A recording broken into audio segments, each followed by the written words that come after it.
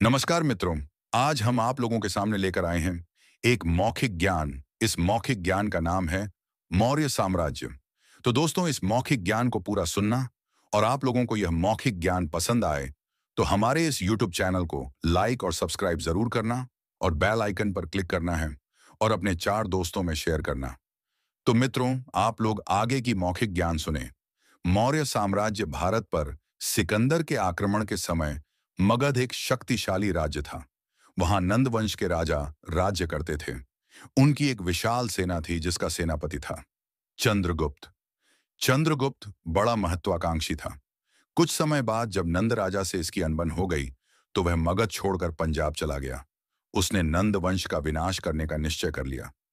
पंजाब में चंद्रगुप्त की भेंट तक्षशिला विश्वविद्यालय के आचार्य चाणक्य से हुई। चाणक्य बहुत बड़ा विद्वान तथा कूटनीतिज्ञ था। चंद्रगुप्त ने उसकी सहायता से एक सेना एकत्र की और नंद वंश के राजा को हराकर स्वयं मगध का सम्राट बन गया। चंद्रगुप्त मौर्य नामक गणराज्य का एक क्षत्रिय युवक था। इसी कारण उसके वंश का नाम मौर्य वंश पड़ा और उसके द्वारा स्थापित राज्य मौर्य राज्य कहलाया। मगध पर अपना अधिकार जमा लेने के बाद चंद्रगुप्त ने मालवा, गजरात, काठियावाड़ और सिंध आदि प्रदेशों को भी जीत लिया। मध्य भारत के कुछ राज्यों पर भी उसका अधिकार हो गया।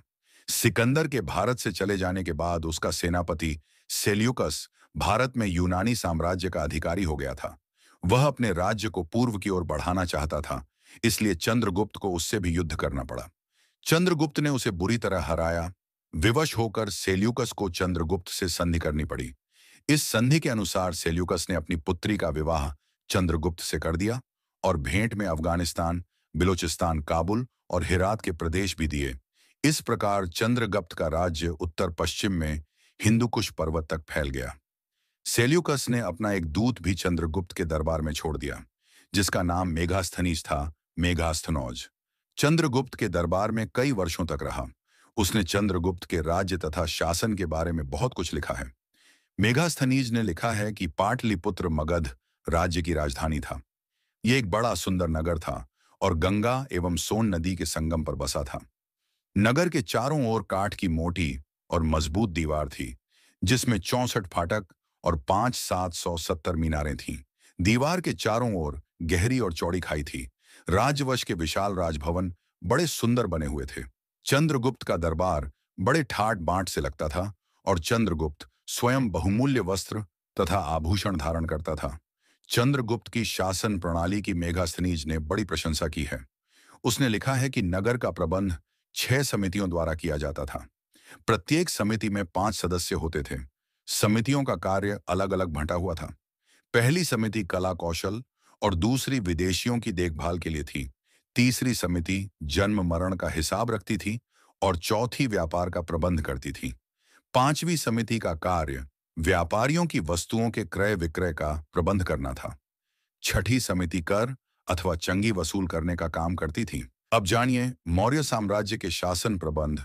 चंद्रगुप्त केवल एक कुशल सेनापति ही नहीं, वरन एक योग्य शासक भी था।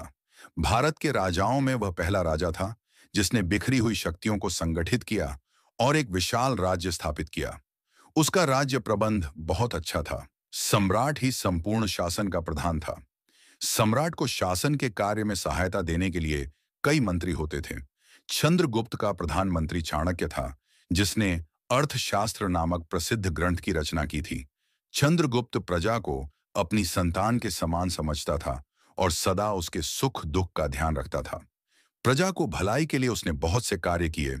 उसने सड़कें बनवाईं और यात्रियों की सुरक्षा का प्रबंध किया। उसने सड़कों के किनारे छायादार वृक्ष लगवाए तथा कुएं खुदवाए। कृषि की सुविधा के लिए उसने सिंचाई का प्रबंध किया। लोगों के स्वास्थ्य की देखरेख के लिए चिकित्सालय खलवाए और बालकों की शिक्षा का भी अच्छा प्रबंध किया। उसके समय में अपराधियों को कठोर दंड दिए जाते थे। अपराध के अनुसार जुर्माना, केंद, अंग भंग देश, निर्वासन और मृत्यु दंड की सजाएं 2 जातों थीं। चोरी के लिए फांसी की सजा दी जाती थी। इसका फल यह हुआ कि उसके राज्य में चोरी नहीं होती थी और लोग अपने घरों में ताला तक नहीं लगाते थे। सम्राट का गुप्तचर विभाग राज्य की सभी सूचनाएं सम्राट को देता था। साम्राज्य की सबसे छोटी इकाई ग्राम थी। उसका प्रधान ग्रामिक कहलाता था। उसकी सहायता के लिए ग्राम सभा होती थी, जिसके सदस्यों का चुनाव गांव के लोग स्वयं करते थे। चंद्रगुप्त मौर्य ने 24 वर्ष तक राज्य किया। 267 ईसा पूर्व में उसको मृत्यु हो गई। उसके बाद उसका लड़का बिंदुसार गद्दी पर बैठा। उसने कई राज्यों को जीतकर मौर्य साम्राज्य का विस्तार किया। 273 ईसा पूर्व में उसकी मृत्यु होने पर उसका पुत्र अशोक राजा हुआ। मित्रों, आप सुनिए, अशोक सम्राट का शासन। अशोक का नाम भारतीय इतिहास में बड़े आदर से लिया जाता है। वह अपने दादा चंद्रगुप्त मौर्य की भांति वीर और पराक्रमी था।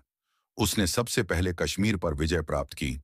उसके बाद उसने अपने पड़ोस के राज्य कलिंग पर आक्रमण कर दिया। कलिंग उस समय एक बड़ा और शक्तिशाली राज्य था। वहां के सैनिक बड़ी वीरता से लड़े, किंतु विजय अशोक के हाथ रही। इस लड़ाई में लगभग 1 लाख सैनिक हताहत हुए और 1.5 लाख सैनिक बंदी बना लिए गए। इस प्रकार अशोक का राज्य अब भारत के अधिकांश भाग पर हो गया। किंतु कलिंग की लड़ाई में इतनी बड़ी संख्या में लोगों के मरने का दृश्य देखकर अशोक के हृदय पर गहरा प्रभाव पड़ा। उसने भविष्य में युद्ध न करने और सबके साथ मैत्री का व्यवहार करने का निश्चय किया। तो मित्रों, अब जानिए अशोक सम्राट का धर्म। अशोक प्रारंभ में ब्राह्मण धर्म को मानता था। कलिंग की विजय के बाद वह बौद्ध धर्म से प्रभावित हुआ।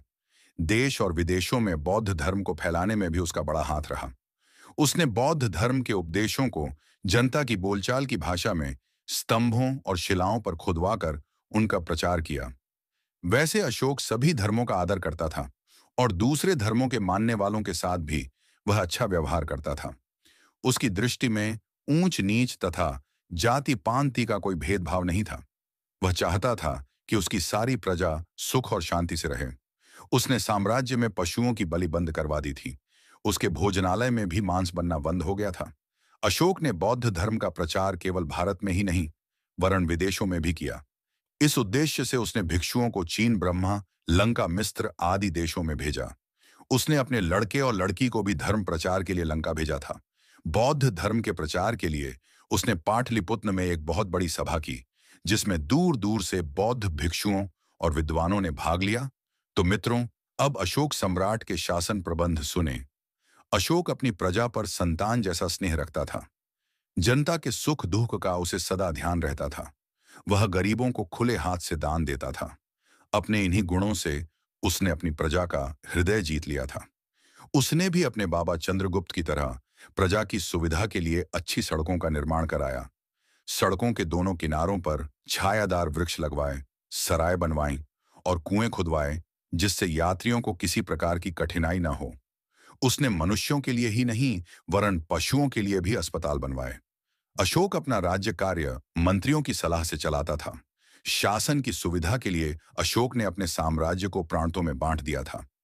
प्रांतों का शासन राजवंश के लोगों के हाथ में होता था, जो सम्राट के अधीन होते थे। प्रत्येक प्रांत छोटे छोटे खंडों में बंटा हुआ था। खंड आजकल के जिलों के समान होता था, जिसमें कई ग्राम होते थे। राज्य में शासन का कार्य कई विभागों में बांटा था। प्रत्येक विभाग का प्रधान महामात्म कहलाता था। न्यायाधीशों को सम्राट की ओर से आदेश था कि वे न्याय करने में अधिक कठोरता न बरतें। सम्राट को अपने गुप्तचरों द्वारा राज्य में होने वाली घटनाओं की सूचना मिलती रहती थी। प्रजा के सुख तथा शांति की देखभाल करने के लिए अशोक ने धर्म महामात्रों की भी नियुक्ति की थी। वे प्रजा को धर्मोपदेश देते तथा उनके हितों का ध्यान रखते थे। नगर का प्रबंध करने के लिए 6 समितियां थीं। प्रत्येक समिति में 5 सदस्य होते थे। वे विभिन्न विभागों का कार्य देखती थी। अशोक ने लगभग 40 वर्ष तक राज्य किया। 232 ईसा पूर्व में उसकी मृत्यु हुई। उसके बाद मौर्य साम्राज्य का धीरे धीरे पतन होने लगा। मौर्य वंश का अंतिम राजा वृहद्रथ था।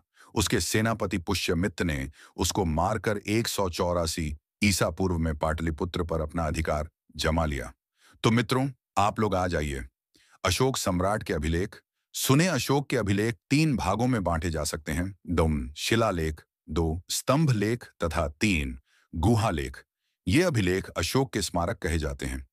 ये देश के विभिन्न स्थानों में पाए जाते हैं।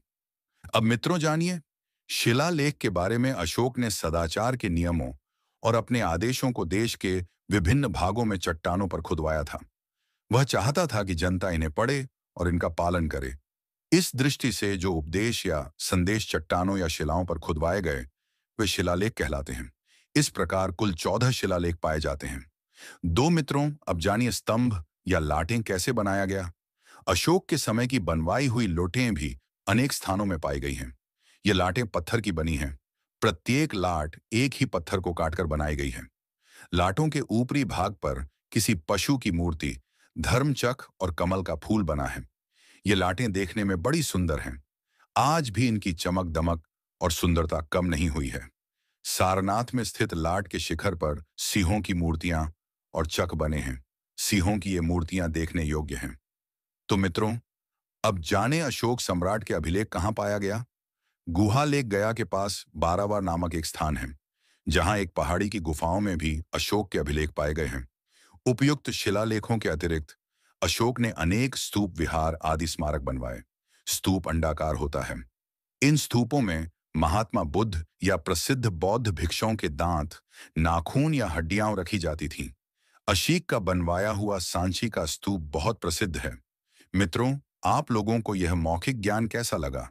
अगर यह मौखिक ज्ञान अच्छा लगा हो तो हमारे इस YouTube चैनल पर बने रहें और ऐसा ही मौखिक ज्ञान कल की कहानी में मिलेगा। नमस्कार।